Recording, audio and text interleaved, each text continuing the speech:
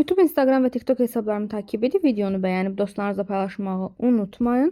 14 dekabrda 9-cu siniflərə OTK sınaq imtahanında salınmış sual izahına baxaq.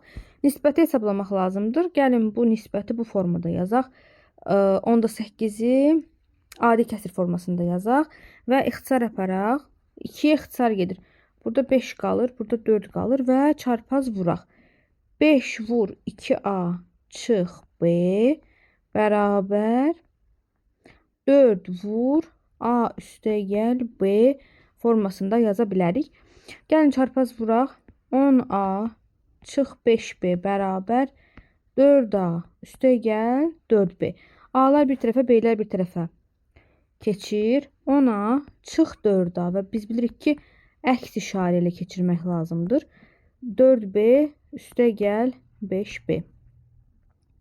Ondan 4 çıxanda 6A bərabər 9B. Hər tərəfi də 3-ə bölsək 2A bərabər 3B oldu.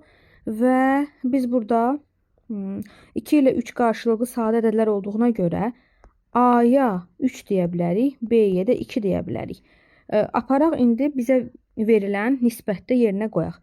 2A üstə gəl B, yazıram elə birbaşa bərabərdir. 2-ni vururam, A'nın qiymətini 3 tapdıq, B'yə 2. A 3, B2 hər yerdə A'ya 3, B'yə 2 qiymətini veririk. Məxrəcdə 1 alınır, surətdə 8. 8 böl 1, düzgün cavab 8 olar.